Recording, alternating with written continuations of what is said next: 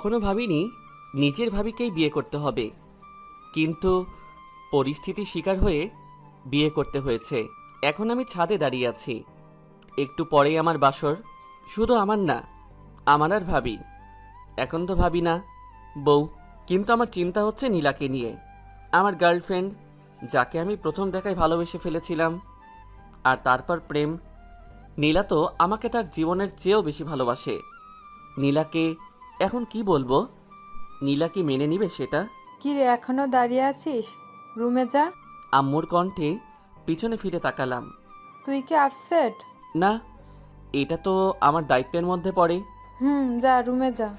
আমি ছাদ থেকে নিচে আসলাম, রুমের দরজার সামনে দাঁড়িয়ে আছি। কি করব ভাবতে পারছি না। সাহস জুগিয়ে দরজা ঠেলে রুমে ঢুকলাম। রুমে ঢুকে দেখলাম ভাবি জানালার পাশে বসে বাইরের দিকে তাকিয়ে আছে। ভাবির দৃষ্টি আকর্ষণ করার জন্য মীরা আমার দিকে তাকালো। তার দৃষ্টি একেবারেই শান্ত। কিভাবে মেয়েটা নিজেকে দমিয়েও রাখতে পারে? রাকিব, তুমি এসেছো? কোথায় ছিলে এতক্ষণ? ছাদে ছিলাম। তুমি জানালায় দাঁড়িয়ে কি করছো? ঘুমাওনি? না, কি করে ঘুমাই বলো? আমি কিছু বললাম না। আচ্ছা রাকিব, আমার সাথে এমন কেন হলো? কি দোষ করেছি আমি? কেঁদো না প্লিজ। তোমার জীবনটাও নষ্ট করে দিলাম। তুমি এখন নীলাকে কি জবাব দিবে? ভাবিকে আমি নীলার কথা শেয়ার করতাম। এতে তোমার কোনো দোষ নেই। তুমি নিজেকে দোষারোপ করো না প্লিজ। ভাবি কেঁদেই চলছে, কাঁদবে না প্লিজ। যাও ঘুমিয়ে পড়ো, অনেক রাত হয়েছে। হুম। ভাবি বিছানায় গুটিসুটি মেরে শুয়ে পড়ল। আমি জানালার পাশে দাঁড়ালাম। ভাবিকে তো খুব ভালো করে সান্ত্বনা দিলাম। এখন নিজেকে শান্ত করি কি করে? নীলা আমাকে প্রতারক ভাববে না তো? কি করব এখন? কি করার আছে আমার? জানালার পাশে দাঁড়িয়ে নীলার কথাই ভাবছিলাম। নীলা কি আমাকে প্রতারক ভাববে? কি করতে পারি আমি এখন? হঠাৎ কাঁধে কারো হাতের স্পর্শ অনুভব করলাম। পিছনে ফিরে তাকিয়ে দেখলাম জান্নাত। নীলার কথা ভাবছিলে? আমি মাথা নাড়ালাম। এখনো ঘুমাওনি? না, আমার ঘুম তো সেদিনই চলে গেছে, যেদিন থেকে নিশান নিখোঁজ। আজ 4-5 দিন থেকে নিখোঁজ। অনেক খোঁজাখুঁজির পরও পাওয়া যায়নি। জানি না কোথায় আছে ভাইয়া। আমি কিছু বললাম না। জানালার দিকে হয়ে বাহিরের দিকে তাকিয়ে রইলাম। আমাকে নীলার সাথে দেখা করিয়ে দিতে পারবে? আমি ভ্রু কুঁচকালাম। কেন? ভয় পেও না, আমি কিছু করব না। নীলাকে বুঝিয়ে বলবো। নীলা কি জানে? জানে না, হয়তো জেনে গেছে। ও, চিন্তা করো না, আমি বুঝিয়ে বলবো। তুমি আমাদের দেখা করিয়ে দিও। তারপর কিছুক্ষণ নীরবতা। তুমি ভাইয়াকে খুব ভালোবাসতে, তাই না ভাবি? ভাবি শুধু আমার দিকে তাকালো। চোখের পানিগুলো শেষ হয়ে গেছে। ভাইয়া নিখোঁজ হওয়ার পর ভাবি পুরো পাগল হয়ে যাচ্ছিল। আস্তে আস্তে স্বাভাবিক হয়েছে। প্রতিদিন রাতেই কাঁদত বোধহয়। সকালে চোখ দেখে বোঝা যেত। তোমার আর নীলার মাঝে আমি বাধা হয়ে দাঁড়ালাম, তাই না? না না, এটা তো তোমার কোনো দোষ নেই। এই সময় তোমাকে সাপোর্ট দেওয়া খুবই জরুরি, যেটা আমার দায়িত্ব।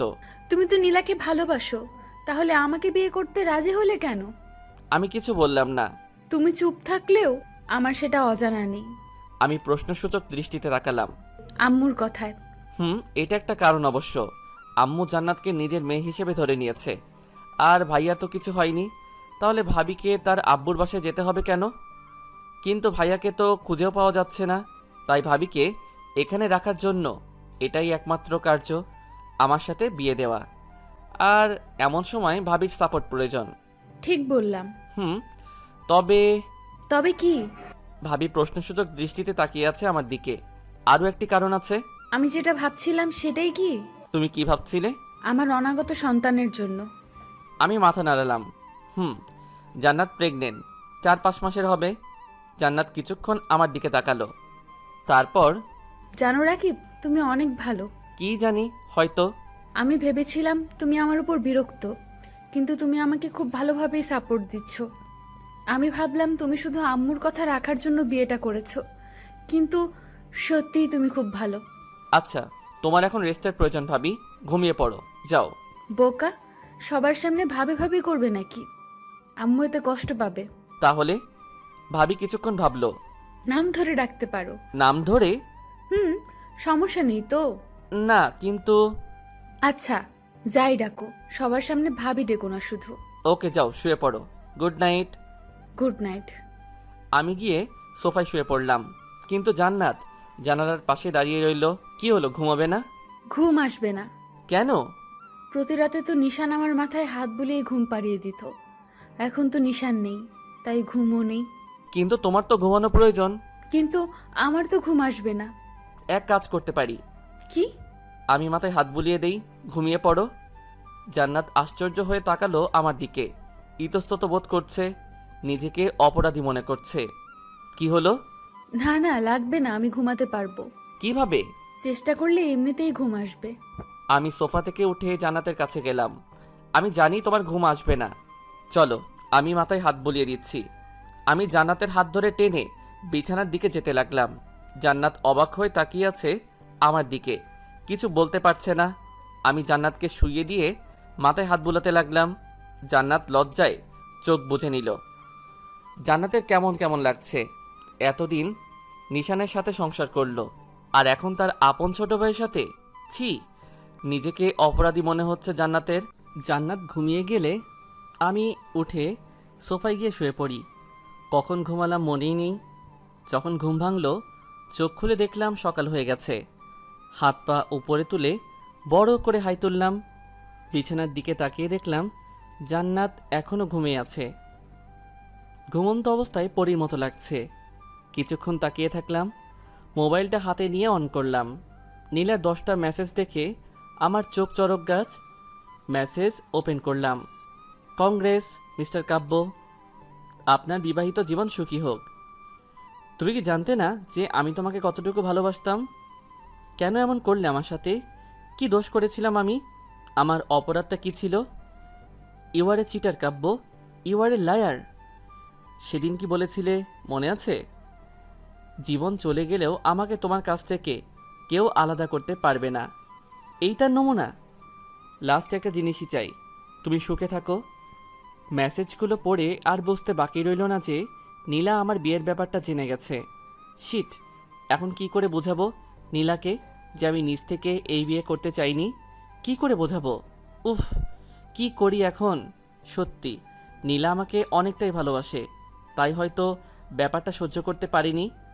তাড়াতাড়ি করে নীলার ফোনে কল করলাম। না, বন্ধ দেখাচ্ছে। নীলা তাহলে সত্যি আমাকে প্রতারক ভেবে নিল।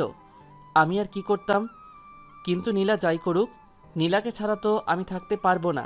আম্মুকে নীলার কথাটা বলা হয়নি, বলার সময় পাইনি। হঠাৎ করেই বিয়েটা হয়ে গেল। রাকিব, কোনো সমস্যা? নীলাতেই মগ্ন ছিলাম। হঠাৎ কারো কণ্ঠ শুনে চোখ তুলে তাকালাম। জান্নাত দাঁড়িয়ে আছে। উঠে পড়েছ? বললে না তো। না, তেমন কিছু না। আমি জানি সমস্যাটা। আমি অসহায় দৃষ্টিতে তাকালাম জান্নাতের দিকে।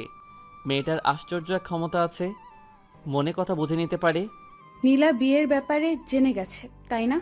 আমি মাথা নাড়ালাম। ভয় পেও না, তুমি শুধু আমার আর নীলার যোগাযোগ করিয়ে দিও, বাকিটা আমি দেখে নিব। হুম আচ্ছা, মনে থাকে যেন। বলে জান্নাত ওয়াশরুমে ঢুকলো। ফ্রেশ হয়ে বেরিয়ে এলো। ফ্রেশ হয়ে নিচে আসো। বলে জান্নাত নিচে চলে গেল। আমি বুঝি না মেয়েটা আমার কেয়ার করছে না আমি মেয়েটার কেয়ার করছি। ফোনটা হাতে নিয়ে নীলার ফোনে আরেকবার ট্রাই করলাম। না, সংযোগ বন্ধ দেখাচ্ছে। এই মেয়েটাও না একটুতে অভিনয় করে ফেলে, কিন্তু এই ব্যাপারটা তো একটু না, অনেক বড়ই। কারো ভালোবাসার মানুষের অন্য কারোর সাথে বিয়ে হয়ে গেলে কেউই স্বাভাবিক থাকে না। নীলাকে নিয়ে প্রচুর টেনশন হচ্ছে। আমার এমন কর্মকাণ্ডে অনেক কষ্ট পেয়েছে মেয়েটা। এসব ভাবতে ভাবতেই ওয়াশরুমে ঢুকলাম। জান্নাত নিচে নেমে এলো। খুব অস্থির লাগছে নিজেকে। রাতে একটু ঘুমাইনি। ভেবেছিল আমি ঘুমিয়ে পড়েছি, কিন্তু আমি ঘুমাইনি। কি করে ঘুমাবে জান্নাত? এতদিন যার স্পর্শে ও ঘুমের দেশে তলিয়ে যেত, এখন তো সেই নেই। তাহলে জান্নাত ঘুমোবে কি করে? নিশান কি আর ফিরে আসবে না? যদিও আসে, তাহলে শুনে যদি ওর ছোট ভাইয়ের সাথে আমার বিয়ে হয়েছে, তখন কি ভাববে? নিশ্চয়ই খারাপ ভাববে। জান্নাত ভাবে ওর জন্যই ওর ভালোবাসাকে হারাতে চলেছে। নিজেকে কঠোর শাস্তি দিতে ইচ্ছে হচ্ছে জান্নাতের। যে করি হোক, নীলা রাকিবের ভালোবাসা সহজ করে দিতে হবে, সমস্যার সমাধান করতে হবে। আমি ফ্রেশ হয়ে একটা শার্ট পরে নিচে নামলাম। বাসাটা বেশ উৎসব মুখর, তেমনটা না হলেও একমত আর কি। যতই হোক ছোট ছেলের বিয়ে। নিচে নামতেই দেখলাম জান্নাত আর আম্মুর মধ্যে কথোপকথন চলছে। কিরে মা, এত তাড়াতাড়ি ঘুম ভেঙে গেল? হুম। ছোট্ট করে উত্তর দিল জান্নাত। আম্মু জান্নাতের থুতনি ধরে মুখটা উঁচু করে ধরলেন। তুই কিন্তু আমাকে প্রমিস করেছিলি নিজেকে শক্ত রাখবি, নিশানের কথা ভেবে কষ্ট পাবি না। তাহলে তুমি কাঁদছো কেন আম্মু? আমার ছেলেটা এখন কোথায় আছে কে জানে। আম্মু, তোমার যেমন কষ্ট হচ্ছে আমারও তেমনি কষ্ট হচ্ছে। তাহলে আমি নিজেকে সহজ করব কি করে বলো? আম্মু জান্নাতকে জড়িয়ে ধরে কেঁদে দিলেন। দুজনই কাঁদছে। আম্মু, রাকিবকে এসবের মধ্যে জড়ানোর কি দরকার ছিল? তোর মতো এত ভালো আর মিষ্টি মেয়েকে হারাতে চাই না, যে তাই। কিন্তু রাকিবের জীবন আর ভবিষ্যৎ যে নষ্ট করে দিলে। আমার বিশ্বাস এতে রাকিবের জীবন নষ্ট নয়, বরং আরো ভালো হবে, সুন্দর হবে। যার তোর মতো একটা বউ আছে তার জীবন নষ্ট হয় কিভাবে? জান্নাত নির্লিপ্ত দৃষ্টিতে তাকিয়ে আছে আম্মুর দিকে। আচ্ছা যা, এখন টেবিলে গিয়ে বস, আমি নাস্তা রেডি করাচ্ছি। আম্মু আমার দিকে আসলো। আমাকে দেখতেই মিষ্টি একটা হাসি দিলেন। ঘুম ভাঙলো তোর? হুম। যা টেবিলে যা। টেবিলের দিকে না গিয়ে একটু বাইরের দিকে গেলাম। নীলাকে ফোনে ট্রাই করলাম, দেখি পাই কিনা, কিন্তু না, এখনও সুইচ অফ দেখাচ্ছে। হঠাৎ করে আরেকবার ট্রাই করতেই ফোন ঢুকে গেল। 2-3বার রিং হওয়ার পর রিসিভও করলো। হ্যালো নীলা, হ্যালো নীলা, তুমি শুনতে পারছো? Hello hello. তবুও ওপাশ থেকে কোনো শব্দ আসছে না। আমি জানি এটা নেট প্রবলেমের কারণে হচ্ছে না, বরং নীলা নিজ থেকে কথা বলছে না। টুট টুট টুট। শিট, কেটে দিল। কি করে বোঝাই এই মেয়েকে যে আমি কতটা ভালোবাসি ওকে? সারা রাত কত কষ্টের মধ্যে কাটিয়েছি ওর জন্য। নীলা কি সেটা বুঝতে পারবে না কখনো? আরও কয়েকবার ট্রাই করলাম, রিং হচ্ছে, রিসিভ করছে না। 5-6 বার কল করার পর যখন ধরলো না, তখন একটা মেসেজ করলাম, নীলা প্লিজ একটাবার ফোনটা রিসিভ করো, শুধু একটাবার প্লিজ। মেসেজ দেওয়ার কিছুক্ষণ পর আবার কল করলাম। এখন 2-3বার রিং হওয়ার পর রিসিভ করলো। হ্যালো, তুমি শুনতে পারছো? একটাবার কথা বলো প্লিজ। কিছুক্ষণ নীরব থাকার পর, কি আর বলবে তুমি? বাসরাতের গল্প শোনাবে তাই না? প্লিজ কেঁদো না, আমার কথাটা শোনো প্লিজ। ওপাশে নীলা ফুপিয়ে ফুপিয়ে কাঁদছে। দেখো লক্ষ্মীটি, কেঁদো না প্লিজ। চুপ, একদম আমাকে ইমপ্রেস করার চেষ্টা করবে না। আচ্ছা, অন্ততপক্ষে কান্নাটা থামিয়ে আমার কথাটা শুনো। নীল কান্না থামালো, তবুও ফুপানো শোনা যাচ্ছে। নীলা, আমি এই বিয়েটা আমার নিজের ইচ্ছেতে করিনি। ও, ভালো কথা। তারপর? বিশ্বাস করো, আমি আম্মুর কথা রাখার জন্য এই বিয়েতে রাজি হয়েছি। বাহ, বেশ তো। বিয়ে করে ফেলেছ, অথচ বিয়েতে তোমার মতো ছিল না। গল্পটা বেশ মানিয়েছ। আগে তো তুমি বোকাশোকা ছিলে, এখন বেশ চালাক হয়ে গেছো। বিশ্বাস করো প্লিজ, আমি শুধু আম্মুর কথা রাখার জন্যই বিয়েটা করেছি। কাকে করেছি জানো? কাকে আবার? জান্নাত নামের একটা মেয়েকে। জান্নাতকে জানো? কে আবার? তোমার সাথে যার বিয়ে হয়েছে? আরে চুপ করো। নীলা কোনো কথা বলল না, তবে কান্নার বেগ বাড়তেই থাকলো। জান্নাত আমার ভাবি, আমার বিয়েটা ভাবির সাথে হয়েছে। মানে? মানে ভাবি প্রেগনেন্ট, আর ভাইয়া 4-5 মাস থেকে নিখোঁজ। এই সময় ভাবিকে সাপোর্ট দেওয়া জরুরি। ভাইয়ার নিখোঁজ হওয়ায় ভাবি একেবারে ভেঙে পড়েছিল। তাই আম্মু আমাকে বিয়ের কথা বললে আমি মানা করতে পারিনি। মানা করতে চেয়েছিলাম, কিন্তু আম্মু কোনো কথা বলতে নিষেধ করেছিল। জান্নাতের সাপোর্টের জন্য তোমার আম্মু তোমাকেই বেছে নিল, আর কাউকে পেল না? আর তুমিও থই থই করে বিয়ের জন্য রাজি হয়ে গেলে? নীলা, বোঝার চেষ্টা করো, আমি আম্মুর চাপে বিয়েটা করেছি। সেটা তো বুঝলাম, কিন্তু কাল রাতে যে তোমাদের বাসর রাত ছিল। আরে চুপ করো, কিসের বাসর রাত? তার মানে তোমাদের মাঝে কিছু হয়নি? না। আমি বিশ্বাস করি না। তোমরা ছেলেদের সামনে একটা বিয়ে করা বউ থাকবে আর তোমরা কিছু করবে না, এটা অসম্ভব। আচ্ছা, তোমার যদি বিশ্বাস না হয় তাহলে তুমি জান্নাতের সাথে দেখা করতে পারো। না মানে? কাল তোমার সময় হবে? যদি সময় থাকে তাহলে কফি শপে এসো, জান্নাতের সাথে মিট করলেই বুঝতে পারবে। হুম আচ্ছা, এখন রাখি। হুম। ফোনটা কেটে দিলাম। যাক, এখন একটু শান্তি পাচ্ছি। নীলার সাথে কথা বলতে পারলাম। ঘরে ঢুকে দেখলাম জান্নাত দাঁড়িয়ে আছে, আর কয়েকজন প্রতিবেশী আন্টি বসে আছেন। এরা এখানে কেন? কি মতলবে এসেছে কে জানে। তোমার কপাল ভালো, এক ভাইকে খাওয়ার পর তার ছোট ভাইকে বর হিসেবে পেয়ে গেছো। এমন অলক্ষণে মেয়ে আমি জীবনে দেখিনি। নিজের স্বামীর মৃত্যু ডেকে আনলো, আর এখন আবার অন্যজনের বউ হয়ে আছে। তাদের কথা শুনে রাগে আমার মাথায় আগুন জ্বলছে। এদের এগুলো ছাড়া আর কোনো কাজ নেই নাকি? ভাইয়া নিখোঁজ, এতে জান্নাতের কি দোষ? আর জান্নাত তো এই বিয়ে করতে চায়নি, আম্মুই ওকে প্রমিস করিয়ে বিয়েতে রাজি করিয়েছে। এইসব মেয়েদের এই একটাই কাজ, এক ভাইকে শুষে নিয়ে এখন আবার আরেক ভাইয়ের ঘাড়ে চেপে বসেছে। আমি জান্নাতের দিকে তাকালাম। মেয়েটা নিশ্চুপ হয়ে দাঁড়িয়ে আছে, চোখ দিয়ে টপ টপ করে পানি পড়ছে। পাশে আম্মুও নেই। আমি এগিয়ে গেলাম। কি সমস্যা আপনাদের? হ্যাঁ, আমাদের আবার কি সমস্যা বাবা? এই তো নতুন বউ দেখতে এলাম। একটু আগে কি যেন বলছিলেন? এক ভাইকে শুষে নিয়ে আরেক ভাইয়ের ঘাড়ে চেপে বসেছে। কে কাকে শুষে নিয়েছে? হ্যাঁ, ভাইয়া নিখোঁজ, এতে জান্নাতের কি দোষ? আর ও অলক্ষণে হলো কিভাবে? ওর কারণেই কি ভাইয়া নিখোঁজ হয়েছে নাকি? ভাইয়া নিখোঁজ হয়েছে, এখানে জান্নাতের দোষ কোথায় খুঁজে পেলেন আপনারা? আমি চিৎকার দিয়ে বলছিলাম কথাগুলো। আমার চিৎকারে সবাই এসে উপস্থিত হলো। এরকম মেয়েকে তো অপয়াই বলা ঠিক। স্বামীর নিখোঁজ হওয়ার 3-4 মাস হতে না হতেই অন্য আরেকজনকে বিয়ে করে বসলো। কি খারাপ স্বভাবের মেয়ে এরা। চুপ করুন, আর একটা খারাপ শব্দ বলবেন না জান্নাতকে। বিয়েটা ওর ইচ্ছেতে হয়নি, আম্মুর ইচ্ছেতে হয়েছে। আম্মু ওকে প্রমিস করিয়ে বিয়েতে রাজি করিয়েছেন, না হয় মীরা এই বিয়েতে রাজি হতো না। এমন মেয়েকে আপনারা অপয়া বলছেন যে স্বামীর নিখোঁজ হওয়ার খবরে দিনে 2-3 বার জ্ঞান হারিয়েছে। এমন মেয়েকে আপনারা অলক্ষণে বলছেন যে গর্ভে সন্তান থাকা সত্ত্বেও তার পরোয়া না করে স্বামীর নিখোঁজ শোকে নিজেকে মৃত্যুর দিকে নিয়ে যাচ্ছিল। কেমন মহিলা আপনারা? জান্নাতের মতো পরিস্থিতি যদি আপনার মেয়ের হতো তাহলে এরকম বলতে পারতেন? আমাদের মেয়ে এরকম হতে পারে না। হতে পারে না? তাহলে আপনার মেয়ে বিয়ের 2 মাস পরে ডিভোর্স হয়ে এখন ঘরে বসে আছে কেন? এই আপনার মেয়ের ভালো নমুনা? সবাই তখন চুপ। জান্নাত আমার দিকে অপলোক অবাক দৃষ্টিতে তাকিয়ে আছে। আমি জান্নাতের হাত ধরে উপরের দিকে টেনে নিয়ে যেতে লাগলাম। চলো জান্নাত। কয়েক সিঁড়ি উঠে আমি আম্মুর দিকে তাকিয়ে বললাম, ওনাদের যেন আর বাড়ির আশেপাশেও না দেখি। বলে রুমের দিকে পা বাড়ালাম।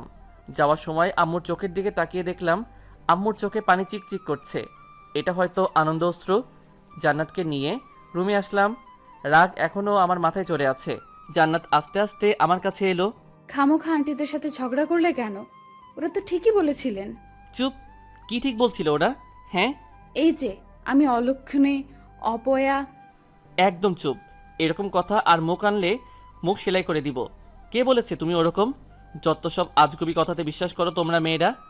জান্নাত কিছুক্ষণ আমার দিকে তাকিয়ে থাকলো। তুমি আসলেই ভালো। জানি আমি। সকালের নাস্তাও তো করনি। তুমি বসো, আমি নাস্তা নিয়ে আসছি। একটু নড়বে না।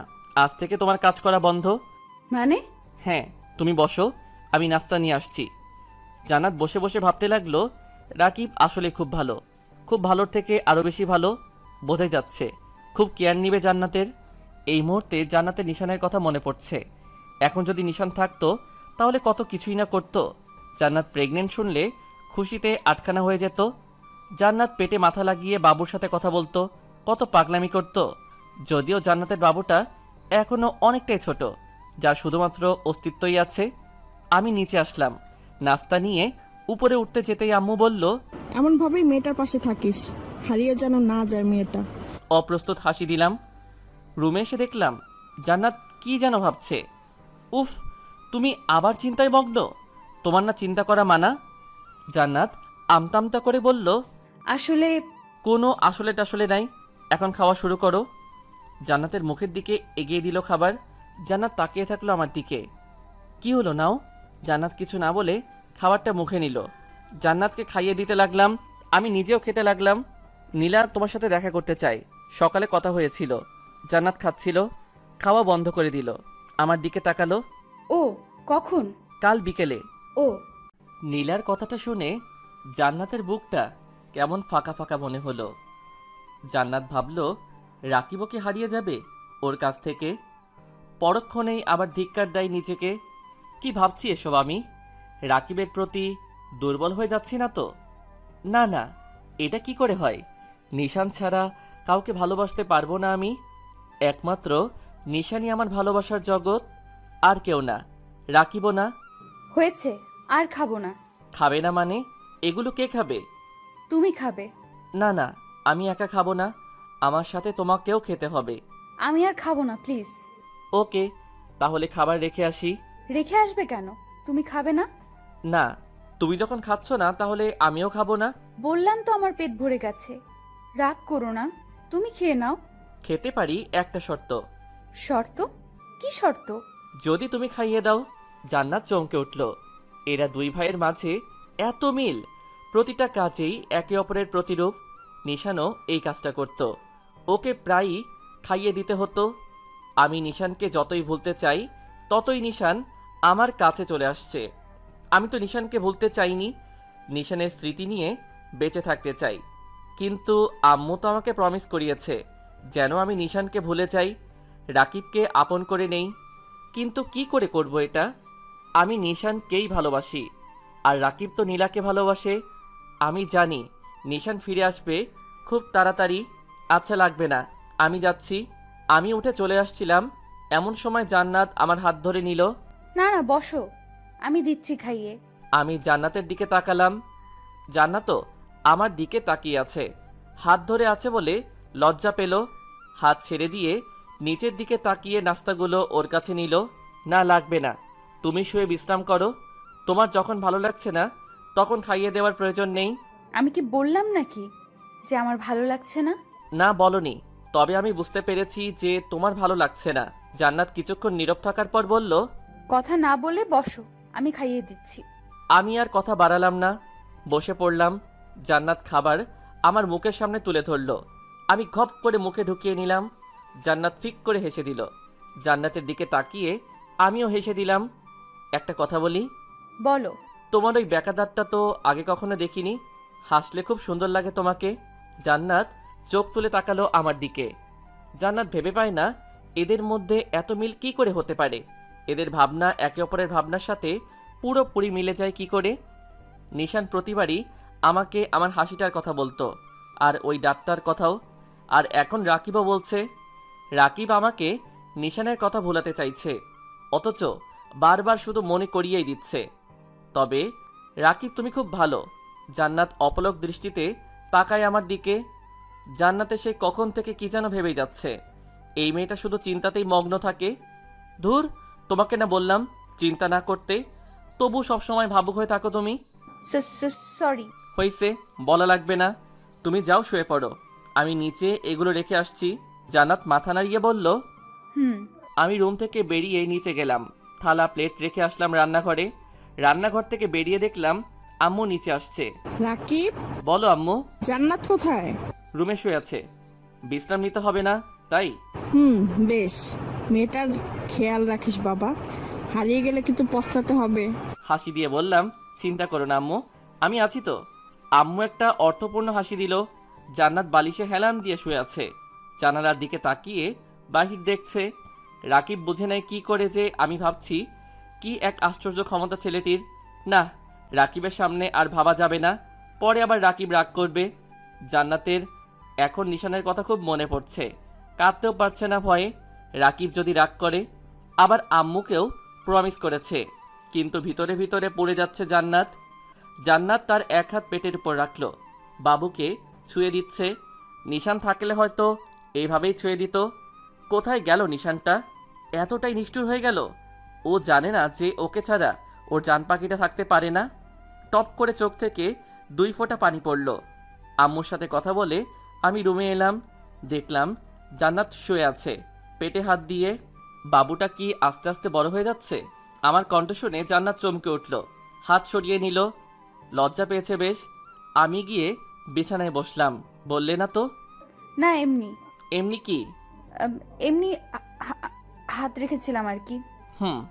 আচ্ছা, আমি একটু বাইরে যাচ্ছি, ফিরতে একটু লেট হবে, তুমি বিশ্রাম করো, উঠবে না কিন্তু। জান্নাত মাথা নাড়ালো। আমি রুম থেকে বেরিয়ে আম্মুর রুমে গেলাম। আম্মু, আমি বেরোচ্ছি। কোথায় যাচ্ছিস? একটু দরকার আছে, একটু লেট হবে। আচ্ছা, যত তাড়াতাড়ি পারিস বাড়ি ফিরিস। আমি বেরিয়ে পড়লাম। জান্নাতের খুব ইচ্ছে হচ্ছিল রাকিবকে জিজ্ঞেস করতে কোথায় যাচ্ছে ও, ওকে যেন নিয়ে যায়। জান্নাত বেশ খানিক মাস ধরে কোথাও যায়নি তাই, কিন্তু বলতে পারিনি। আমি বেরিয়ে পড়লাম, নীলার ফোনে কল করলাম। কয়েকবার রিং হওয়ার পর রিসিভ করলো। হ্যালো, কোথায় তুমি? কেন? কোথায় আবার? বাসায় থাকি, বাসায় আছি। আরে এত কড়া জবাব দিচ্ছ কেন? একটু দেখা করতে পারবে? না, আমার এত সময় নেই। সত্যি নেই? আমার আর সময়? আমার সময় সব সময় থাকে। বোধহয় তোমার সময় নেই। নতুন বর, হয়তো কাজে ব্যস্ত আছো। আরে এরকমভাবে কথা বলছো কেন? একটাবার দেখা করো প্লিজ। কোথায়? পার্কে আসতে পারবে? পার্কে কেন? আমরা কি প্রেম করতে যাচ্ছি নাকি? প্লিজ সহজ করে কথা বলো। আচ্ছা তুমি বলো কোথায় আসবো? তুমি যেখানে বলেছ সেখানেই থাক। ওকে আসো। কোনো কথা না বলে ফোনটা কেটে দিল। এই মেয়ের এত তেজ আসে কোথা থেকে রে বাবা? আমি পার্কে গিয়ে উপস্থিত হলাম। কিছুক্ষণ অপেক্ষা করার পর নীলা আসলো। কি করছো? ভালো আছো? তোমার মতো অতটা ভালো নেই। মেজাজ খারাপ করো না প্লিজ। এখন তো মেজাজ খারাপ হবেই। তোমার তো বউ আছে, তাহলে আমাকে দিয়ে কি করবে এখন? আমি তো ফেল না। নীলা তুমি বোঝো না কেন? আমি সত্যি এই বিয়েতে রাজি ছিলাম না। আমি তোমাকে ভালোবাসতাম, আর এখনো বাসি। হ্যাঁ, ভালোবাসো আমাকে? কেন, কোনো সন্দেহ? যদি বলি তুমি এখনই আমাকে বিয়ে করো, পারবে বিয়ে করতে? আমি অবাক হয়ে তাকালাম নীলার দিকে। মেয়েটার মাথায় কি গন্ডগোল পাকছে কে জানে। কি বলছো তুমি এখন? জানতাম পারবে না। যখন তুমি জান্নাতকে ডিভোর্স দিয়ে দেখাবে আর আমাকে বিয়ে করবে, তখনই আমি বিশ্বাস করব তুমি আমাকে ভালোবাসো। তার আগে না। নীলা চলে গেল। আমি অবাক হয়ে তাকিয়ে আছি নীলার যাওয়ার দিকে। দ্বিধায় পড়ে গেলাম কি করতে পারি এখন।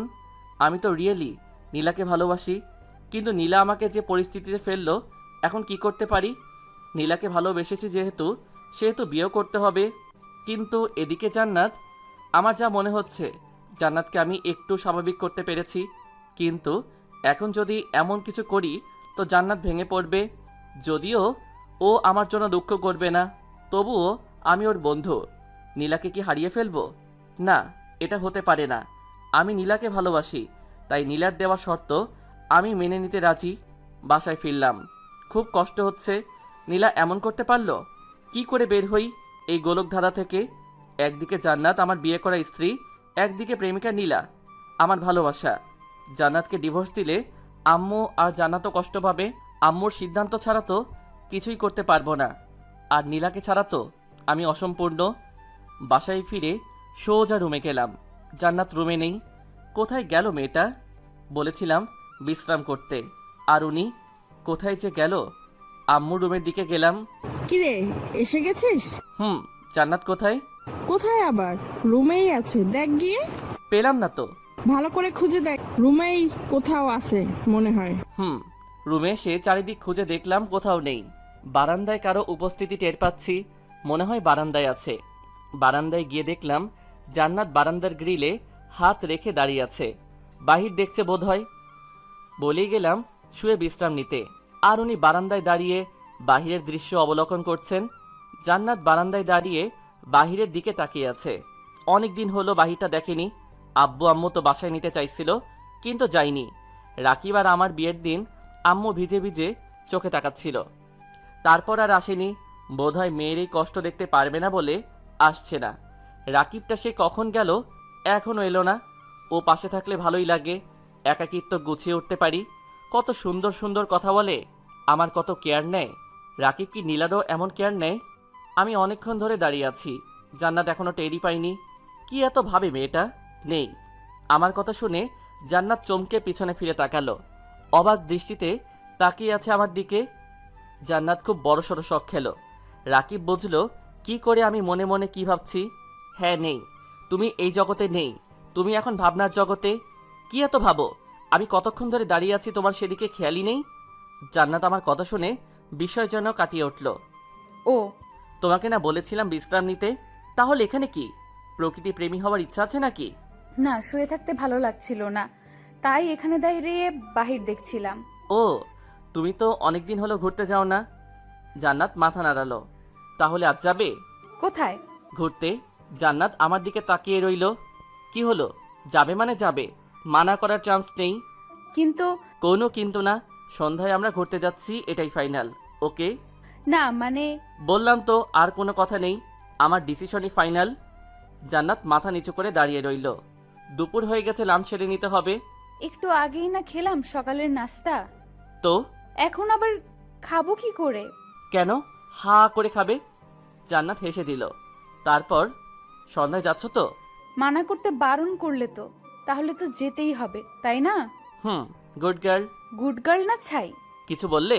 না তো। ও, আমি নিচে গেলাম। আম্মু আর রহিমা খালা তখন খাবার রেডি করছে। আব্বু অফিস থেকে বাসায় এসেছে লাঞ্চের জন্য।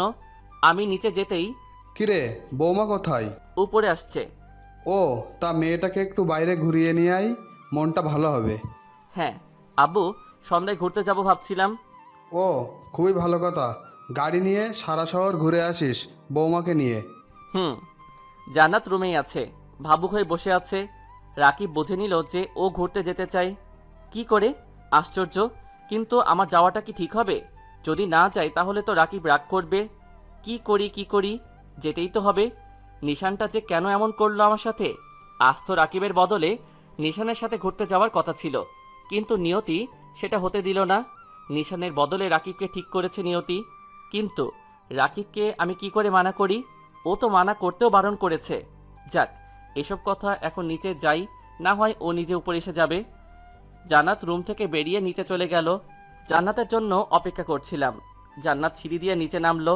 জান্নাতকে দেখতেই আব্বু স্নেহপূর্ণ একটা হাসি দিল। গুড।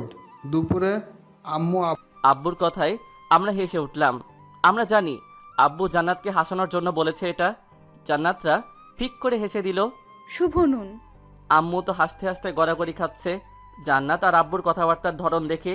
কেমন কাটলো আজ দিনটা? ভালো কেটেছে আব্বু। সন্ধ্যায় আরও ভালো কাটবে। সন্ধ্যায় তুমি আর রাকিব বেড়াতে যাবে। জান্নাত আমার দিকে তাকালো। জান্নাত হয়তো ভাবিনি আমি আব্বু আম্মুকে বলবো ব্যাপারটা। আচ্ছা, এখন আয় বস, খেয়ে নে আম্মু। জান্নাত আমার পাশে বসলো। গল্প করতে করতে খাবার খেয়ে নিলাম। আব্বুও অফিসে চলে গেল। আব্বুকে টিফিন সাথে দিলেও বাসায় খেতে আসে। সে নাকি একা একা খেতে পারে না, সবার সাথে খেতেই নাকি মজা। সন্ধ্যা হয়ে গেছে। আমি রুমে গিয়ে দেখলাম জান্নাত আলমারিতে কি যেন খুঁজছে। কি খুঁজছো? শাড়ি? জান্নাত ঘুরে দেখলো, আমি মাথা নাড়ালো। পছন্দ হচ্ছে না? না। আমি চুজ করে দিচ্ছি। শাড়িগুলো উল্টে পাল্টে দেখলাম। একটা সাদা শাড়ি পছন্দ হলো। আমি জান্নাতের দিকে এগিয়ে গেলাম। এটা? এটা পরলে তোমাকে সাদা পরীর মতো লাগবে। কি হলো? না কিছু না। আমি একটা নীল শার্ট প্যান্ট পরে রেডি হয়ে নিলাম। রুম থেকে বেরিয়ে গেলাম। নীলাকে কল করতে হবে, না জানি মেয়েটা কি করছে। আমাকে শক্ত শক্ত কথা বললেও আমি জানি ও নিজে কষ্ট পেয়েছে। কল দিলাম কিন্তু রিসিভ করছে না। কিছুক্ষণ পর মোবাইলটা সুইচ অফ দেখাচ্ছে। শিট, মোবাইলটা বন্ধ করে দিয়েছে। জান্নাত অবাক হচ্ছে, এরা দুই ভাই পছন্দ এক হয় কি করে? চলাফেরাও এক। নিশান ঠিক একই কথা বলতো, সাদা শাড়ি তোমাকে সাদা পরীর মতো লাগবে। নিশানও সাদা শাড়িটাই পছন্দ করত। আমি নিচেই ছিলাম, জান্নাতের জন্য অপেক্ষা করছিলাম। জান্নাত যখন নিচে নামলো, আসলেই জান্নাতকে সাদা পরী লাগছে। এত সুন্দর মেয়েটা। জান্নাত নিচে নেমে যখন দেখলো আমি তাকিয়ে আছি, তখন একটু লজ্জা পেল। কি হলো, এভাবে তাকিয়ে আছো কেন? না, এমনি। আম্মু যাচ্ছি। যা, যতক্ষণ মন চায় ঘুরে ফিরিস।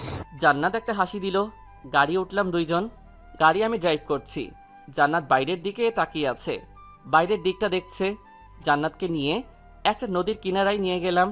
জায়গাটা তেমন পপুলার না, এমনি জায়গাটা সুন্দর বলে অনেকে এখানে আসে ঘুরতে। খুব সুন্দর পরিবেশ। জান্নাত গাড়ি থেকে নামতেই লাফালাফি শুরু করে দিল, যেন কত বছর পর ঘুরতে আসলো। অনেক ঘোরাঘুরি করলাম, খেলাম। জান্নাতকে খুব খুশি মনে হচ্ছে। এখন যাওয়া যাক, অনেক রাত হয়ে গেছে। চলো। না, আরও কিছুক্ষণ থাকবে। না চলো। গাড়িতে উঠলাম, গাড়ি স্টার্ট করলাম। অনেক পথ এগিয়ে আসলাম। হঠাৎ জান্নাত চেঁচিয়ে উঠল। জান্নাত সামনের সিটে আমার পাশেই বসেছিল। রাকিব, গাড়ি থামাও রাকিব। কি কি হয়েছে? নিশানকে দেখেছি আমি, গাড়ি থামাও রাকিব। ভাইয়ার কথা শুনে আমি গাড়ি থামালাম, গাড়ি থেকে বেরোলাম। জান্নাত পাগলের মতো আচরণ করছে। কোথায় দেখেছো? কোথায়? ওই তো, এদিকে একটা গাড়ি যাচ্ছিল, ওইটাতে দেখেছি। রাকিব, নিশানকে এনে দাও রাকিব। তুমি এখানেই থাকো, আমি আসছি। আমি দৌড় দিলাম, চারিদিকে খুঁজতে লাগলাম।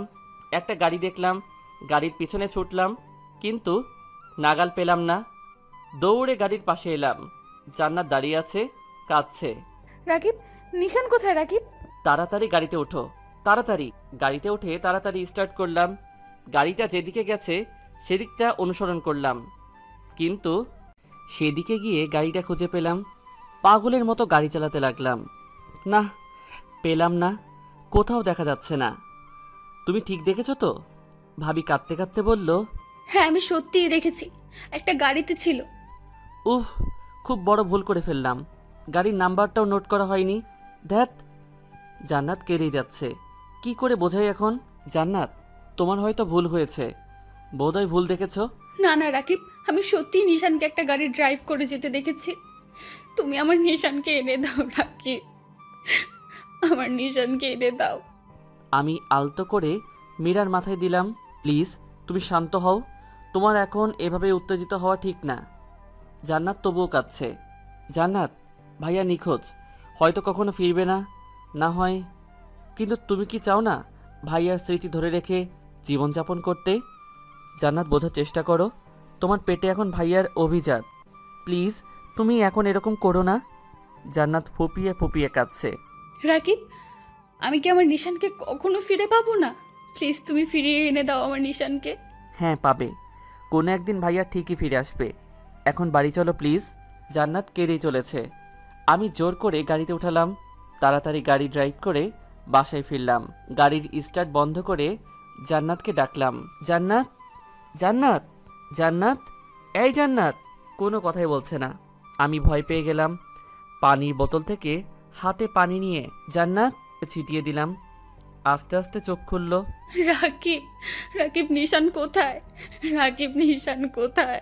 তুমি কান্না থামাও প্লিজ, এমন করে কেঁদো না। আমরা বাসায় ফিরে এসেছি, চলো বাসায় চলো।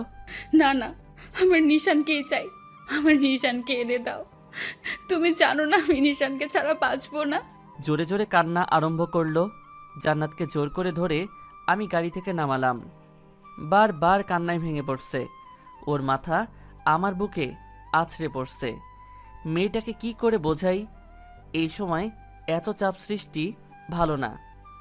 জান্নাতকে নিয়ে দরজার কাছে গিয়ে কলিং বেল টিপলাম। আম্মু দরজা খুলল। জান্নাতকে কাঁদতে দেখে হকচকিয়ে গেলেন। এ কি, জান্নাতের এই অবস্থা কেন? জান্নাত কাঁদছে কেন রাকিব? আম্মু, আগে জান্নাতকে নিয়ে রুমে যাও, পরে আমি সব বলছি। আম্মু জান্নাতকে ধরে নিয়ে গেল রুমে। পিছনে পিছনে আমিও গেলাম। আম্মু বিছানায় শুইয়ে দিল জান্নাতকে। জান্নাত কাঁদতে কাঁদতে অস্থির হয়ে যাচ্ছে। আমি পাশে গিয়ে বসলাম। জান্নাতের মাথায় হাত বুলাতে বুলাতে বললাম, শান্ত হও প্লিজ, আর কেঁদো না, এরকম করো না তুমি। জান্নাত তবুও কাঁদছে। আম্মু, তুমি যাও, আমি জান্নাতকে ঘুম পাড়িয়ে আসছি। আম্মু জান্নাতের মাথায় হাত বুলিয়ে চলে গেলেন। আমি জান্নাতের মাথায় হাত বুলাতে লাগলাম। জান্নাত কাঁদছে তো কাঁদছেই। চোখ বন্ধ করো, চোখ বন্ধ করো প্লিজ। আমি নিজে জান্নাতের চোখ বন্ধ করালাম, মাথায় হাত বুলিয়ে দিতে লাগলাম। আমি স্পষ্ট দেখতে পাচ্ছি জান্নাত ফোপাচ্ছে। অনেকক্ষণ মাথায় হাত বুলিয়ে দিলাম। মেয়েটা ঘুমিয়ে পড়েছে, কাঁদতে কাঁদতে ক্লান্ত হয়ে গেছে। আমি আলতো করে উঠে পড়লাম, লাইট নিভিয়ে নিচে গেলাম। আম্মু পায়চারি করছে। আমাকে দেখেই এগিয়ে এলো। রাকিব, রাকিব, জান্নাতের কি হয়েছে? আম্মু, জান্নাত ভাইয়াকে দেখেছে। আম্মু ধরপড়িয়ে তাকালো আমার দিকে। সত্যি? কোথায় আছে এখন? আমার ছেলে ভালো আছে তো? আম্মু, তুমি শান্ত হও, কাঁদছো কেন? কোথায় দেখছিস তোমরা? নিশান এখন কোথায় আছে? তুই ওকে বাড়িতে নিয়ে আসিসনি কেন? আর ও বাড়িতে আসেনি কেন? আম্মু, আম্মু শান্ত হও। ভাইয়াকে আমি দেখিনি। জান্নাতি আমাকে বলল যে পাশের একটা গাড়িতে ভাইয়া ছিল। আমিও চারিদিকে গাড়িটিকে খুঁজতে লাগলাম, কিন্তু কোথাও পেলাম না। আম্মু কেঁদে দিল। আমার ছেলেটা এখন কোথায় আছে কে জানে? যেখানেই থাকুক না কেন, আল্লাহ যেন তাকে সুস্থ রাখেন। আমি আম্মুকে জড়িয়ে ধরে সান্ত্বনা দিলাম। আম্মু, জান্নাত যখন দেখেছে ভাইয়াকে, তখন ভাইয়া এই শহরেই কোথাও আছে। তুমি চিন্তা করো না, আমরা খুঁজে বের করব ভাইয়াকে। আম্মু মাথা নাড়ালো, তবে কেঁদেই যাচ্ছে। আমি তো আম্মুকে সান্ত্বনা দিলাম, কিন্তু ভাইয়াকে এখন খুঁজব কোথায়? কোথায় আছে ভাইয়া? এখন রুমে যাই, জান্নাতকে গিয়ে দেখে আসি। মেয়েটা কি করছে কে জানে। রুমে গিয়ে দেখলাম জান্নাত এখনও ঘুমিয়ে আছে, কাচুমাচু হয়ে শুয়ে আছে। আমি গিয়ে ওর মাথার পাশে বসলাম, মাথায় হাত বুলিয়ে দিতে লাগলাম। আমি জান্নাতের মুখের দিকে তাকিয়ে আছি। কি আছে ওর মুখে যেটা আমাকে টানছে ওর দিকে? এত মায়াবী মেয়েটা। জান্নাতের প্রতি আমি আকৃষ্ট হয়ে পড়ছি। কিছুক্ষণ জান্নাতের মাথায় হাত বুলিয়ে দিলাম, তারপর বারান্দায় গেলাম। নীলার ফোনে ট্রাই করছি, কিন্তু ফোন রিসিভ করছে না। ধ্যাত, ফোন ধরছে না কেন? আরেকবার ট্রাই করে দেখি। কয়েকবার রিং হওয়ার পর ফোন রিসিভ করলো। কি সমস্যা? ফোন ধরছো না কেন? সমস্যাটা আমার না, তোমার। তুমি যদি সত্যি আমাকে ভালোবেসে থাকো তাহলে আমার শর্ত পূরণ করবে। আর যেদিন তুমি আমার শর্ত পূরণ করতে রাজি হবা সেদিনই ফোন দিবে, তার আগে নয়। টুট টুট টুট। কি হলো? কেটে দিল? নীলা এমন কড়া কড়া কথা আমাকে শোনাতে পারলো? ওর শর্ত পূরণ করতে না পারলে ওকে কল দিব না, কিন্তু নীলার সাথে কথা না বলে আমি থাকবো কি করে? বুঝতে পারছি না কিছু। কেন এমনটা ঘটলো সবার সাথে? রুমে এলাম, জান্নাত এখনও ঘুমাচ্ছে। বাইরে খেয়ে এসেছি, তাই আর না খেয়ে শুয়ে পড়লাম। এরপর সপ্তাহ দিন কেটে গেল।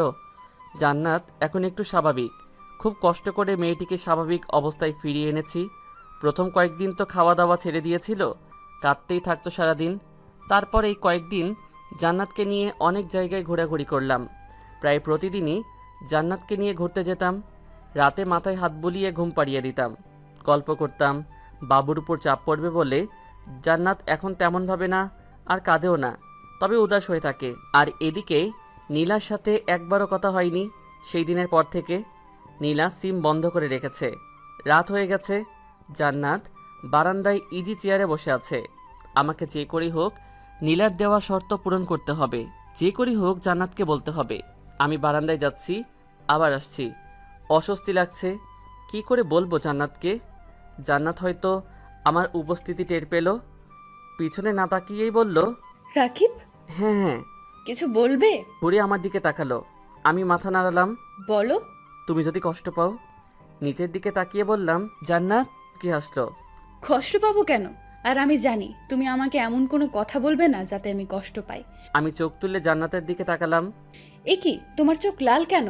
জান্নাত চেয়ার থেকে উঠে পড়ল, আমার পাশে এসে আমার হাত ধরলো। বলো কি হয়েছে তোমার? একমাত্র তুমিই ছিলে আর আছো যে আমাকে আমার পরিস্থিতির সাথে মোকাবেলা করতে সাহায্য করেছো আর করছো। এখন বলো আমি তোমার জন্য কি করতে পারি? আমি কোনো কথা না বলে নিচের দিকে তাকিয়ে রইলাম। জান্নাত এসে আমার দু গালে হাত দিয়ে মাথা উপরে তুলল, আমার চোখের দিকে তাকালো। বলো। নীলা বলেছে। কি হলো? থেমে গেলে কেন? কি বলেছে বলো? তোমাকে ডিভোর্স দিয়ে যেন ওকে বিয়ে করে নেই। জান্নাতের মুখ মলিন হয়ে গেল, আমার গাল থেকে হাত লাগিয়ে নিল।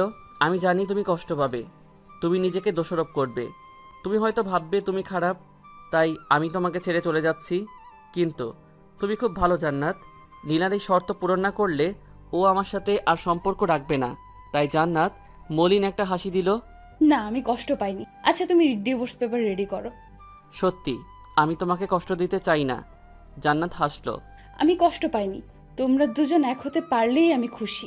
তোমাদের সমস্যা মিটলেই আমি খুশি। আমি জান্নাতকে জড়িয়ে ধরলাম। সত্যি তুমি খুব ভালো। খুব শক্ত করে জড়িয়ে ধরলাম। জান্নাতও হাত দুটো দিয়ে আমাকে জড়িয়ে ধরলো। আমি জড়িয়ে ধরা থেকে ছেড়ে জান্নাতের গাল দুটো ধরে বললাম, you are very good girl. আমি এমনই একটা বন্ধু চাই। হবে তো? আসলো, তবে হাসিটা নিষ্প্রাণ। আমি রুমের দিকে গেলাম। জান্নাতের বুকটা কেমন খালি খালি লাগছে, যেন কিছু একটা হারিয়ে ফেলছে। জান্নাত ভাবে, তবে কি আমি রাকিবকে ভালোবেসে ফেললাম? একে ভালোবাসবো না তো কাকে ভালোবাসবো? এত ভালো আবার কেউ হয় নাকি? তবে নিশানও তো আমার মন থেকে যাচ্ছে না। নিশানকেও তো আমি আমার জীবন থেকে বেশি ভালোবাসি, কিন্তু রাকিব আমার জীবন থেকে সরে যাচ্ছে দেখে আমার এত কষ্ট হচ্ছে কেন? না, কাউকে ছাড়তে পারবো না আমি দুজনকেই ভালোবাসি। জান্নাত কেঁদেই চলছে। বিধাতা কেন ওকে এই দ্বিধার মধ্যে ফেললেন? এদিকে নীলা রুমে উপর হয়ে শুয়ে আছে, কাঁদছে। জান্নাতকে কষ্ট দিয়ে নীলা নিজেও কষ্ট পাচ্ছে। রাকিবের সাথে কড়া করে বলা কথাগুলো নীলাকে বেশি কাঁদাচ্ছে। কি করে রাকিব এত কঠিন কঠিন কথা বলতে পারলো? কি করে? নীলার আব্বু মেহতাব হোসেন রুমে ঢুকলেন, বুঝতে পারলেন মেয়েটা কাঁদছে। কি হয়েছে আম্মু? নীলা চোখ মুছে নিল তাড়াতাড়ি। ওর আব্বুর দিকে তাকিয়ে একটা হাসি দিল। কিছু না আব্বু। কি ভাবছিস তুই নিজেকে? খুব বড় হয়ে গেছিস?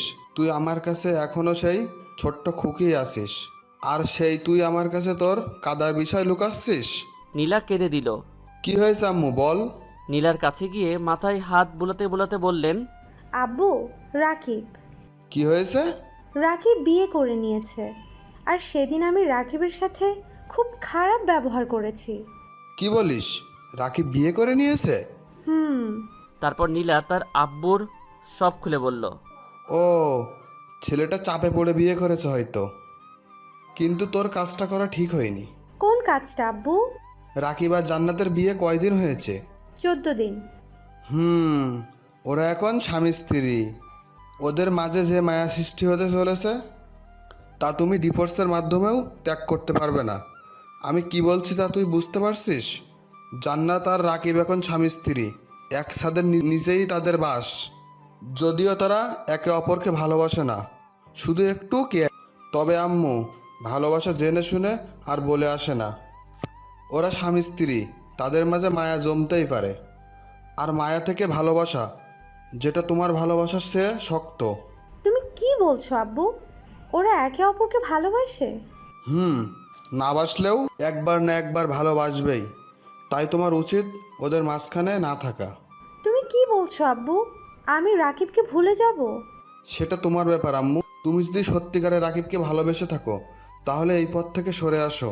আমি তোমার রাকিব আর জান্নাতের ভালোর জন্যই বলছি, ভেবে দেখো। মেহতাব হোসেন মেয়ের মাথায় হাত বুলিয়ে চলে গেলেন। নীলার মাথায় আকাশ ভেঙে পড়ল।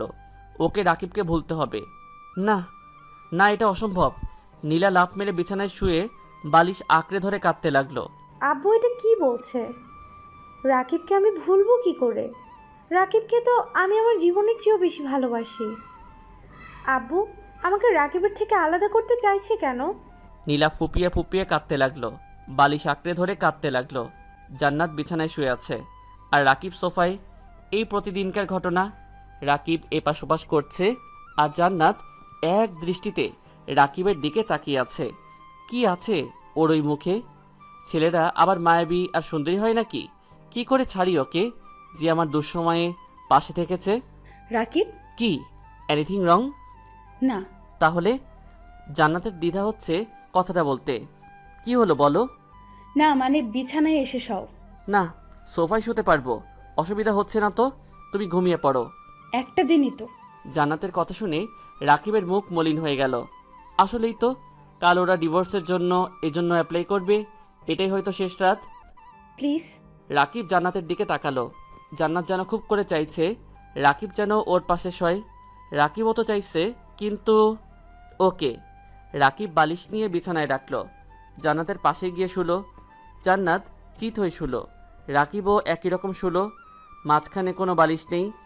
আমার অস্বস্তি লাগছে জান্নাতের পাশে এরকমভাবে শুতে। মাঝখানে একটা বালিশ রাখি, আমি তো আবার বেশি এপাশ ওপাশ হই। কখন আবার তোমার পেটে ডিসুম করে ঘুষি বসিয়ে দেই। জান্নাত হাসলো।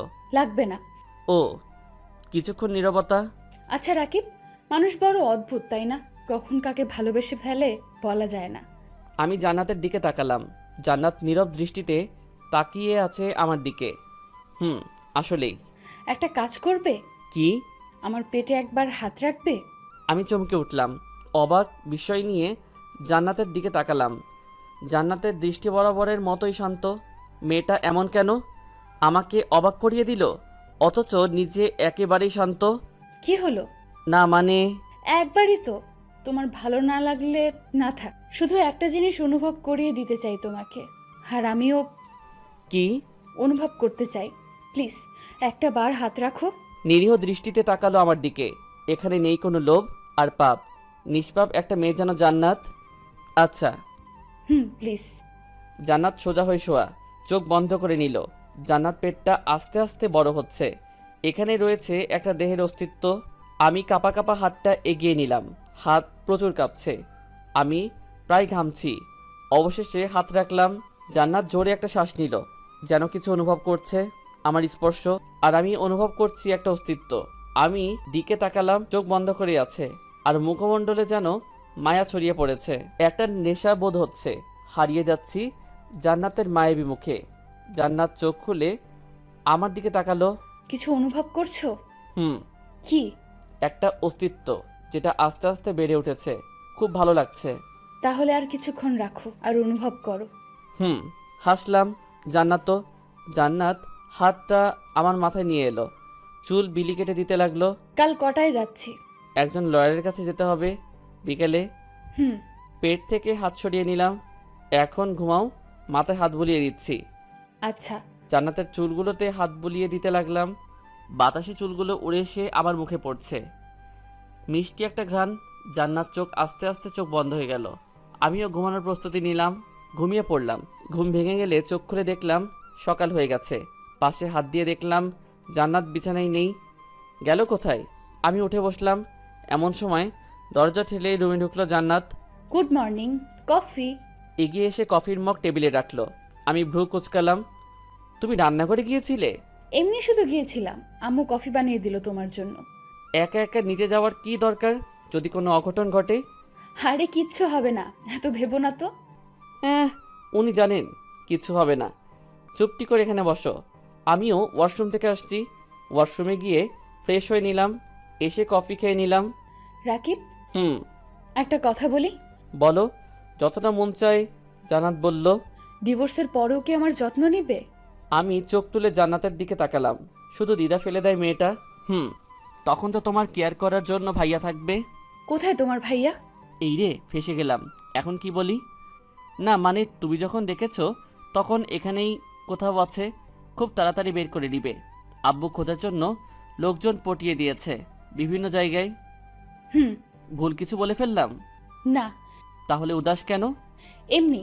সকালের খাবার জান্নাতকে খাইয়ে দিলাম। আস্তে আস্তে বিকেল গড়িয়ে এলো। জান্নাত রেডি, আমিও রেডি। আম্মুকে বেড়ানোর কথা বলে বেরিয়েছি। আমি নিশ্চুপ গাড়ি চালাচ্ছি। জান্নাত তো গাড়ির বাইকের দিকে তাকিয়ে আছে। তবু প্রতিদিনের মতো উৎফুল্ল নয়। আমি মোবাইল নিয়ে নীলাকে ফোন কল করলাম। প্রথমবার রিসিভ করলো না, পরে নিজেই ফোন করলো। হ্যালো নীলা। আমি ডিসিশন নিয়ে নিয়েছি। কি? জান্নাতকে নিয়ে এখন একজন লয়ারের কাছে যাচ্ছি ডিভোর্সের অ্যাপ্লাই করার জন্য। আমি জান্নাতের দিকে তাকালাম। জান্নাত গাড়ির বাইরের দিকেই তাকিয়ে আছে। তো? মানে তুমি খুশি না? না, তোমার মতো ছেলেকে আমি ভালো না বাসলেই খুশি হতাম। মানে কি বলছো এসব? কেন?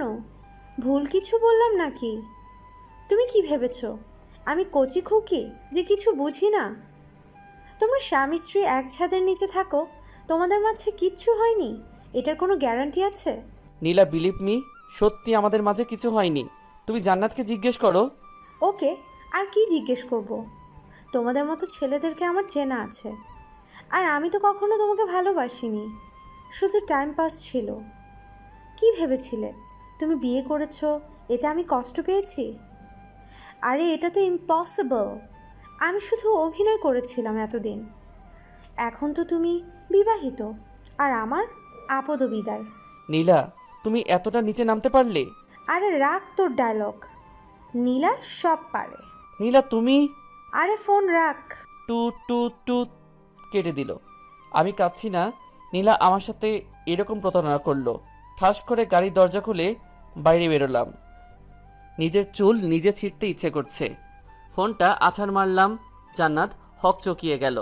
নীরব পাঠকও মুহূর্তের মধ্যে কি ঘটে গেল বুঝতে পারছে না। বাইরে বেরোলো। আমার কাছে এসে আমার গাল দুটো ধরে ওর চোখের দিকে করলো। কি হয়েছে রাকিব? হঠাৎ কি হলো তোমার? আমি ফুপিয়ে ফুপিয়ে কাঁদতে লাগলাম। তুমি কাঁদছো কেন রাকিব? কি হয়েছে তোমার? জান্নাত ভাঙা ভাঙা গলায় বলল। জান্নাত তো কেঁদে দিয়েছে। জান্নাত, নীলা।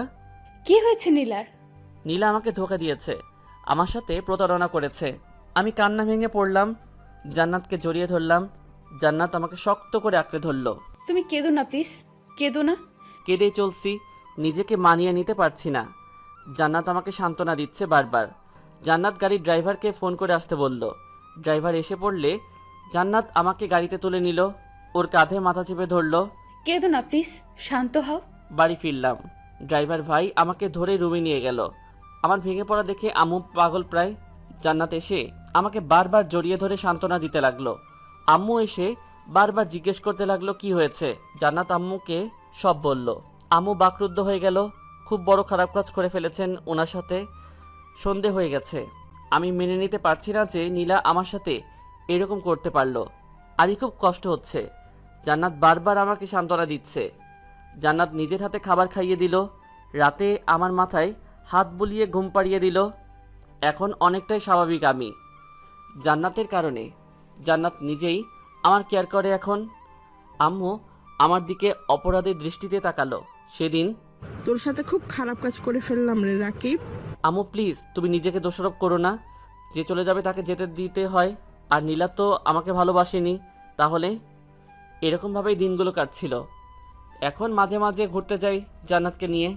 রাকিব এখন একটু স্বাভাবিক হয়েছে। ছেলেটা একেবারে ভেঙে পড়েছিল, এখন বারান্দায় বসে আছে। আমিও গেলাম। রাকিব, কি? না মানে সেদিন আমরা ডিভোর্সের জন্য যাচ্ছিলাম, তাই না? তো না মানে তুমি তো চাও আমাদের ডিভোর্সটা হোক। সেদিন তো চাইনি, তাহলে? তুমি ডিভোর্স চাও তো কালই যাব আমরা লয়ারের কাছে। রাকিব রেগে গিয়ে উঠে বারান্দা থেকে চলে যাচ্ছিল। আমি জোর করে ধরলাম, প্লিজ তুমি রাগ করো না, আমি তো শুধু। ছেড়ে দাও আমায়, কেউ ভালোবাসে না আমাকে। ছেড়ে দিতে চাও তো আমাকে? ওকে চলে যাও, ছেড়ে যেতে পারো। রাকিব শান্ত হও প্লিজ, ওটা তো তুমি। হ্যাঁ বলেছিলাম, তাই বলে এখন তুমিও চাও সেটা? ছেড়ে দাও আমায়, আমি জানি কেউ আমাকে ভালোবাসে না। আমি জোর করে রাকিবকে বিছানায় বসালাম। ছেলেটা কাঁদছে, ওর মাথাটা আমি বুকে রাখলাম। আমি কি খুব খারাপ? কে বললো তুমি খারাপ? তাহলে ছেড়ে চলে যেতে চাও কেন? সরি, আর বলবো না, এই কান ধরলাম। এবার হাসো। জান্নাতকে নিয়ে বেড়াতে এলাম পার্কে। একটা বেঞ্চে বসেছিলাম, হঠাৎ ভাইয়ার মতো কাউকে চোখে পড়ল। আমি এগিয়ে গেলাম, পিছনে গিয়ে কাঁধে হাত রাখলাম। পিছনে ফিরতেই আমি চমকে উঠলাম। ভাইয়াকে দেখেই আমি জড়িয়ে ধরলাম। ভাইয়া তুই এতদিন কোথায় ছিলি? তুই জানিস তোকে কত খুঁজেছি। আমি কেঁদে দিলাম। ভাইয়া ও আমাকে জড়িয়ে ধরলো। সরি রে, বাসায় যেতে পারলাম না আমি, শুধু জান্নাতকে একটা জবার দেওয়ার ভয়ে। এতদিন কোথায় ছিলি? সেদিন যখন বন্ধুর কার নিয়ে একটা কাজে যাচ্ছিলাম, তখন সেখানে যাওয়ার সময় আমি অ্যাক্সিডেন্ট করি, আর তারপর আল্লাহর অশেষ কৃপায় বেঁচে ফিরি। জান্নাত ভাইয়াকে দেখে কেঁদে দিল, গিয়ে জড়িয়ে ধরলো। কোথায় ছিলে এতদিন তুমি? এত কষ্ট কেন দিলে আমাকে? সরি জান্নাত, তোমাকে আমি কষ্ট দিতে চাইনি। মিশু, বলতে একটা মেয়ে এগিয়ে এলো, বেশ সুন্দর। সরি জান্নাত, আমাকে ক্ষমা করে দিও। আমি তোমাকে ভালোবাসতাম ঠিকই, কিন্তু এই মেয়েটাকে দেখছো, এই মেয়েটাই আমার জীবনটা বাঁচিয়েছে, সেবা করে সুস্থ করে তুলেছে। ওর ভালোবাসা আমি কিভাবে উপেক্ষা করি বলো? আমি মিশুকে ভালোবাসি। ভাইয়া নিচের দিকে তাকিয়ে আছে। জান্নাত পিছু হাঁটতে লাগলো। আমি নীরব দর্শক, কি হতে পারে ভাবছি। জান্নাত নিজেকে সামলে নিল, আমার পাশে এসে হাত ধরে আমাকে এগিয়ে নিয়ে গেল। ধন্যবাদ মিস্টার নিশান, আপনি বেশ বড় দ্বিধার হাত থেকে বাঁচালেন আমাকে। আসলে রাকিব আমার স্বামী, আমি ওকে না আপনাকে ভালোবাসি তা নিয়ে দ্বিধায় পড়ে গেছিলাম।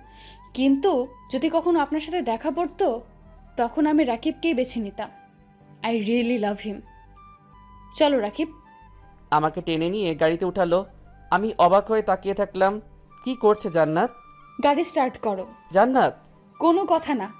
আমি গাড়ি স্টার্ট করলাম, সোজা বাড়িতে গেলাম। জান্নাত বাসায় গিয়ে সোজা রুমের দিকে গেল সিঁড়ি বেয়ে। আমিও গেলাম। বারান্দায় গিয়ে বাইরের দিকে তাকিয়ে থাকলো। এটা কি হলো জান্নাত? কেন, কি হলো? ভাইয়াকে তুমি রেখে চলে এলে আর মিথ্যা বললে কেন? কোনটা? তুমি আমাকে ভালোবাসো? আসলে তুমি একটা গাধা, কোনটা মিথ্যা কোনটা সত্য তাও জানো। কথাটা সত্য। জান্নাত চলে গেল, তাই হিসাব মিলাতে গেলাম। কি বলে গেল জান্নাত? ওটির বাইরে দাঁড়িয়ে আছে, ভিতরে আমার জান্নাত। জান্নাতের প্রেগনেন্সির পেইন উঠেছে, প্রসব ব্যথা। হাসপাতালে নিয়ে এসেছি। আমি কান্নায় ভেঙে পড়লাম, বসে পড়লাম ওটির সামনে। আম্মু বারবার সান্ত্বনা দিচ্ছে আমাকে। আমি ভাবছি কি হবে আমার সাদা পরিটার। অতপর অপেক্ষার প্রহর শেষ হলো। ডাক্তার বেরিয়ে এলেন। আমার অবস্থা বুঝে আমি কিছু জিজ্ঞেস করার আগে বললেন, কংগ্রেচুলেশন, আপনার একটা মেয়ে সন্তান হয়েছে। আর জান্নাত? নাও দে আর সেভ। আমি খুশিতে ডাক্তারকে জড়িয়ে ধরলাম। ওটির ভিতরে ঢুকতেই জান্নাত আমার দিকে তাকিয়ে একটা হাসি দিল। আমি পাশে গিয়ে জান্নাতের হাত ধরলাম। তুমি হাসছো? জানো আমার কি অবস্থা হয়েছে? তোমার কষ্ট হয়নি তো? জান্নাত আমার হাত শক্ত করে ধরলো। তুমি পাশে থাকলে আমি কিছুতেই কষ্ট বা ভয় পাই না। আমার মাথা জান্নাতের মাথায় ঠেকালাম। শুধু বউকে নিয়ে থাকবে, মেয়েকে কোলে নিবে না? মুচকি হেসে মেয়েটাকে কোলে নিলাম। আচ্ছা, মেয়েটা আমার মতো হলো কি করে? জান্নাত রহস্যময়ী হাসি দিল। কিছুটা অজানা আর রহস্যের মধ্যেই থাকে। তবে ভুল কিছু ভাবিয়েন না।